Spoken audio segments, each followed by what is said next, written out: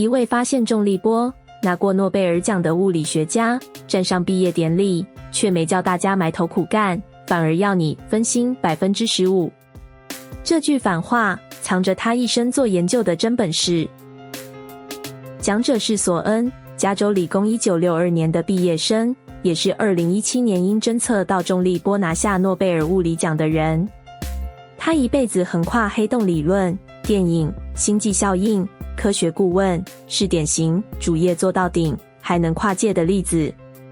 他站在2026年的讲台上，面对的是第一批职涯全程都要跟 AI 共处的毕业生。这个时间点，让怎么面对未知这个老题目突然变得很现在。先听他怎么讲，留一点余裕这件事。 Let me explain. While you focus on your current career path, whatever that may be, I urge you to set aside 10% or 15% of your time to create and maintain a wide peripheral vision, a vision that reaches into adjacent fields of endeavor and beyond. From time to time in that periphery, you will discover unexpected opportunities.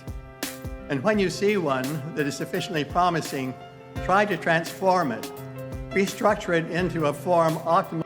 他建议在专注本业之外，可以拨10到15%的时间去看隔壁领域，养一种余光，机会往往藏在那里。这其实是在对抗一个职场惯性，越专业的人越容易把视野收窄，把效率当唯一指标。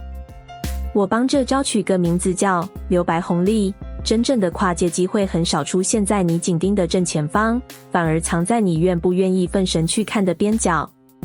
全压专注，等于主动放弃了自己看不到的那条路。那面对一直在变的科技，他开的药方是什么？ The key to rapid adaptation is continual self-teaching with the help of whatever resources we can find. Continually teach ourselves to use the evolving technology as it evolves. As several of you graduates have said to me, Caltech has trained us well to self-teach. 他说，面对加速演进的技术，关键不是学会某个工具，而是持续自学的能力，一边变一边学。这点破了一个很多人没想通的事，技能会过期，但自学这件事本身不会。换个角度看， AI 时代真正的护城河，不是你现在会什么，而是你重新学会一件事要花多久。当工具的半衰期越来越短，比的就不再是存量之事，而是你更新自己的速度。最后，他对 AI 的态度可能跟你想的不一样。Assume that we will emerge from the coming epoch as a thriving, strong, and ethical human society, one in which each human being values and respects all other human beings regardless of our disagreements, and in which human-to-human interactions are central to our well-being. 他不站在 AI 会毁掉一切或 AI 无所不能任何一边，而是提出一种平衡，假设人类最终会走成一个彼此尊重、以人际连结为核心的社会。这种长期乐观、日常谨慎的姿态，其实比极端立场更难拿捏。这里有个没明讲的重点，他把人与人的互动放在中心，等于在暗示，当机器越来越会做事，人类真正的稀缺价值反而会回到那些机器最不擅长的地方。越自动化的时代，越考验我们留下什么给彼此。把三段串起来，索恩其实在讲同一件事，面对不确定，别想着预测未来，而是把自己调成随时能重新学、随时能转向的状态。